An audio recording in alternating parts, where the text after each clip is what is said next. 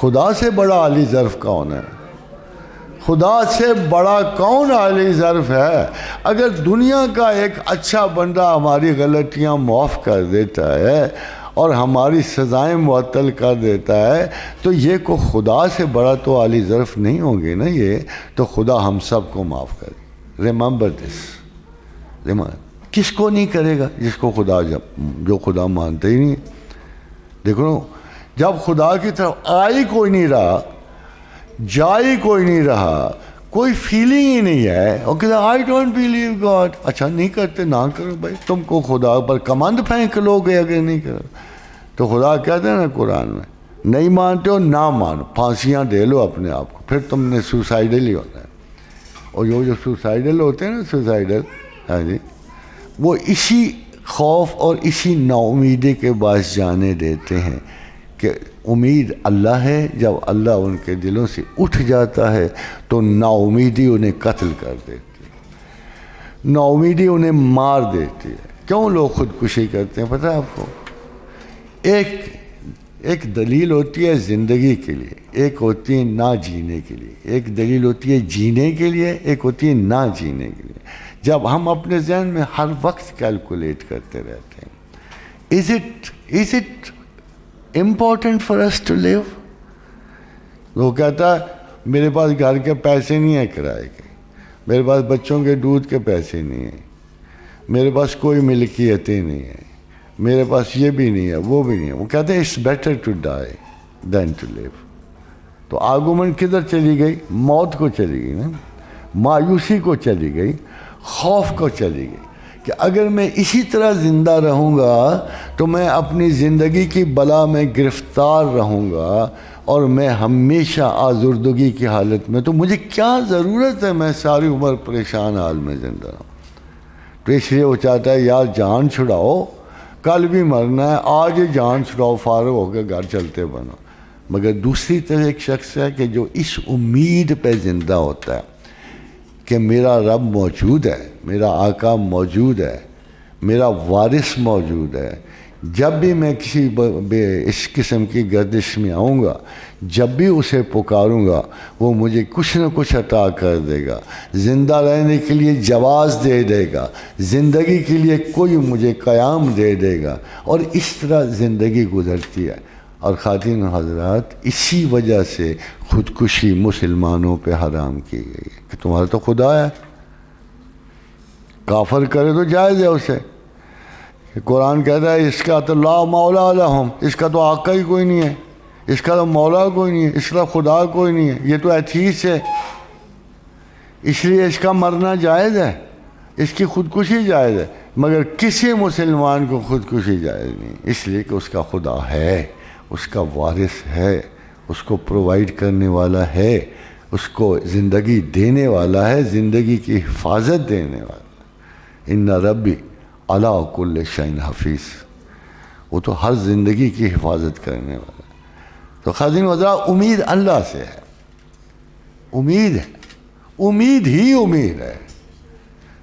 وہ چھوٹی سی قرآن کی آیت ہے، اتنی خوبصورت آیت ہے کہ میں جب بھی پڑھتا ہوں میں یار اس سے بھی کوئی خوبصورت آیت ہو سکتی ہے کہ حسبی اللہ، حسبی اللہ علیہ یتوکل المتوکلون، اللہ کافی ہے اور سارے بھروسہ کرنے والے اسی پہ بھروسہ کرتے ہیں۔ عمران خان پہ نہیں کرتے، سمجھے؟ اس کو ہم نے چنا تھا نا آسانی کے لیے، فراغت کے لیے، بڑی اچھی چیز، پتہ لگا بھروسہ غلط کر گیا۔ اتنا بھروسہ ہمیں اللہ کی ذات پہ ہی کرنا چاہیے، اسی سے ہمیں توقع رکھنی چاہیے تھی، زندگی کی، بقا کی، صحت کی۔ تو یہ کتنی خوبصورت آیت ہے، حسبی اللہ علیہ یتوکل المتوکلون، کہ تمام بھروسہ کرنے والے صرف اللہ ہی پہ کرتے ہیں۔ اگر آپ زندگی میں یہ شعار بنا لو تو میں رب کعبہ کی قسم کھا کے کہہ سکتا ہوں کہ زندگی میں تبھی تم اسرت اور غربت نہ دیکھو، آپ کی ضروریات بھی پوری رہیں، اور آپ کے باطن پہ کبھی اتنا دباؤ نہ پڑے جو آپ سہار نہ سکو۔ لا یکلف اللہ نفسا الا وسعہا، ہم لوگوں کی برداشت سے بڑھ کر ان پہ بوجھ نہیں ڈالتے ہیں. یہ ہے خدا کی. پھر احسان کرو نا, خدا تم سے محبت کرے. کتنا آسان نسخہ ہے. کسی غریب پہ کر دو, ضرورت مند پہ کر دو, اپنا پیٹ تھوڑا سا کاٹ لو, ان کے لیے آپ فلاح و بہبود کے حساب کو کر لو, کچھ کر دو تاکہ خدا تم سے محبت کرے. ذرا سے احسان کے بدلے بھی وہ بے تحاشا محبت کرتا ہے. ان اللہ لا یحب المحسنین. ایک کھجور کا دانہ دینے سے بھی وہ آپ سے محبت کرے, رستہ دکھا دینے پر بھی آپ سے محبت کرتا ہے, ایک اچھا کلمہ بول دینے سے بھی آپ سے محبت کرتا ہے. تو اتنا سستی ہو محبت, تو پھر آپ کیوں نہیں کرتے ہو؟ مجھے تو نہیں سمجھ آتی. ان اللہ یحب المحسنین. ان اللہ یحب المحسنین, یہ خالی ایک جگہ نہیں ہے. ان اللہ یحب التوابین و یحب المتطہرین. اللہ توبہ کرنے والوں سے بڑی محبت رکھتا ہے, اور توبہ اسی سے کی جاتی ہے کہ مجھے پتا ہو کہ انتہائی مہربان میرا خالق موجود ہے, میں جب پیچھے پلٹوں گا میں توبہ کر کے وہ مجھے معاف کر دے گا, صاف کر دے گا. تو اگر آپ کو اس کریم النفس ہستی کا نہیں پتہ جو ہر وقت آپ کا گناہ معاف کرنے پہ تلا ہوا ہے, یہ میں خود نہیں کہہ رہا ہوں, وہ کہہ رہا ہے. وہ کہہ رہا ہے کہ ان اللہ یغفر الذنوب جمیعا. وہ کہہ رہا ہے میں تو تمام گناہ معاف کرتا ہوں. یہ کس نے کہا یہ بڑا یہ چھوٹا؟ یہ وہ آیت ہے جس میں کوئی تخصیص نہیں ہے. ان اللہ ادھر سے کہہ رہا ہے ان اللہ یحب التوابین, میں توبہ کرنے والوں سے بڑی محبت رکھتا. ادھر سے کہہ رہا ہے ان اللہ یغفر الذنوب جمیعا, میں تمام گناہ معاف کر رہا ہوں. ادھر تمام گناہوں کی توبہ درج ہے, ادھر تمام گناہوں کی معافی درج ہے. پھر آپ کو کیا فکر ہے جی؟ کون سا غم ہے اللہ کے ساتھ جو آپ کو ڈستا رہتا ہے؟ But we have to pass through many stages. دیکھو اہل یقین پر آزمائشیں آتی ہیں, اور جو یقین نہیں رکھتے ان پہ عذاب آتے ہیں. یہ فرق یاد رکھنا. جو خدا کو مانتے ہیں ان پہ صرف آزمائشیں آتی ہیں, جو خدا کو نہیں مانتے ان پہ عذاب اترتے ہیں. جو یہ جرأت کرتے, کیونکہ کائنات میری نہیں ہے, آپ کی نہیں ہے, یہ سب تخلیقات اس کی ہیں, وہ پورا تصرف رکھتا ہے. اب آپ دیکھو قرآن حکیم میں ایک بات آئی کہ جب خضر جا رہے تھے نا, ایک لڑکے کو دیکھا بڑا ہینڈسم سا, بال پھیرا, پکڑ کے اس کا گلا گھونٹ دیا, مر گئے. بات تو کسی کو نہیں پتہ لگا ہوگا وہ لڑکا مر گیا. تو انہوں نے اگر میرے اپنے اندازے سے بھی آپ اپنے انداز کہ کتنا بڑا ظلم کیا, اور اتنا بڑا خدا کا بندہ خضر علیہ السلام. موسیٰ بھی ایسے تھے, ساتھ چل رہے تھے. موسیٰ کو ایک دم غصہ آ گیا, اور تو نے کیوں اس شخص کو, اس بچے کو کیوں مار دیا؟ تو کتنا یہ غلط کام کیا تو نے, ایک جان کو بغیر عذر جان کے مار دیا, یہ کیا ظلم ہے؟ تو خضر نے کہا تجھے نہیں پتا, میں نے جس کے حکم سے کیا ہے اس کو بہتر پتا ہے. پھر جب بات کھولنی تو کیا کہا کہ اس بچے نے آگے بڑھ کر اپنے ماں باپ کو بہت ذلیل و رسوا کرنا تھا, اور اس کے ماں باپ شریف لوگ تھے. اللہ نہیں چاہتا تھا کہ اس اتنی بڑی اذیت سے گزریں, تو اللہ نے اس بچے کو اٹھا لیا, اور اس بچے کو دے گا جو اس کے لیے اچھا نکلے گا, ماں باپ کی آنکھوں کا نور نکلے گا. اب یہ فلسفہ ہمیں تو نہیں نہ پتہ. ہم تو ہر موت کے پیچھے یہی روتے پیٹتے ہیں, اللہ اس نے کیوں لے لی اس کی جان, اللہ نے کیوں یہ واپس چلا گیا.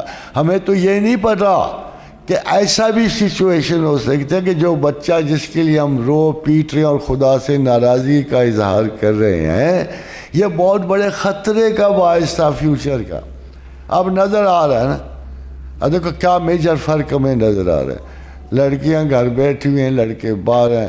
میں نے چھوٹی سی مدت میں یہ اس جگہ گجر خان میں صرف کو میرے خیال 50 کے قریب ینگ بوائز مرتے دیکھیں, موٹر سائیکلوں کے چکر میں,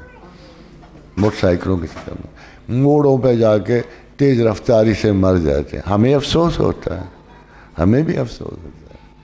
مگر جو آج اس قدر زیادہ جرأت اور نازیبا قسم کی، کبھی کسی کا موٹر سائیکل اٹھا لیا، کبھی کرائے پہ لے لیا، جو ان کا حق نہیں بنتا، ان کا ڈرائیونگ کا حق نہیں بنتا، اگر وہ اتنے خطرات سے دوچار ہو کے ماں باپ کو بھی پریشانیوں میں ڈالتے ہیں، اپنے آپ کو بھی زندگی ان کی تباہ ہو جاتی ہے، تو پھر حکمت ربانی کا تقاضا یہی ہوتا ہے کہ you should teach your children some thing.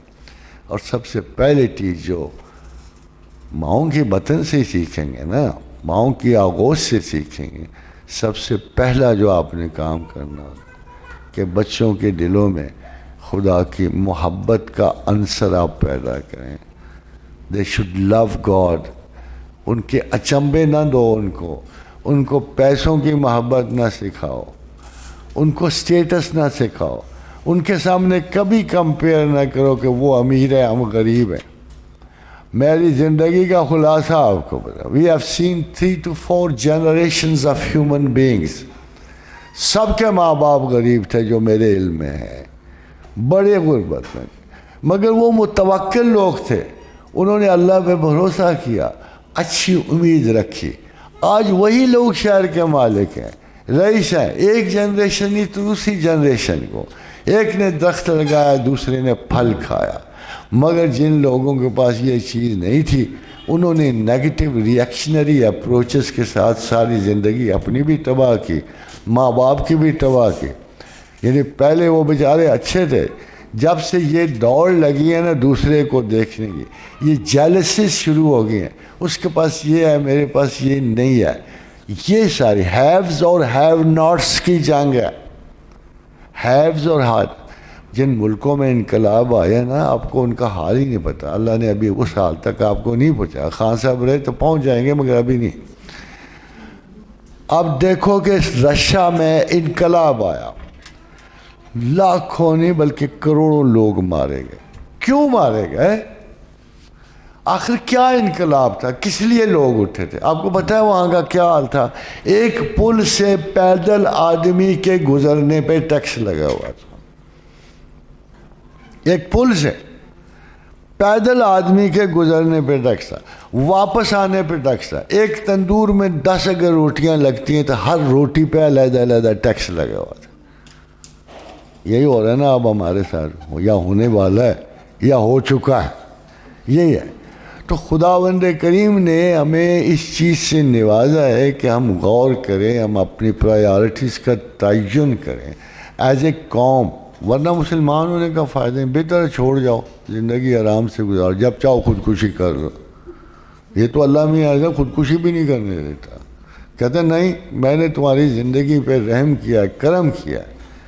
وہ تو بار بار قرآن میں ان اللہ یحب المقسطین. اب اگر تم انصاف کرو گے، اللہ کہتا ہے میں انصاف کرنے والوں سے محبت رکھتا ہوں. تو کرو نا انصاف، اور دیکھو تو صحیح اس کی محبت پھر کیسے آتی ہے.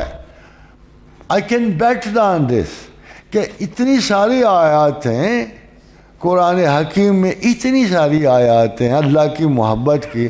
آپ نے کبھی ٹرائی نہیں کیا اسے؟ کبھی نہیں ٹرائی کیا کہ چل کے دیکھتے ہیں یار یہ اللہ کہتا ہے احسان کرنا ہے اس کی محبت خریدنے کے برابر ہے.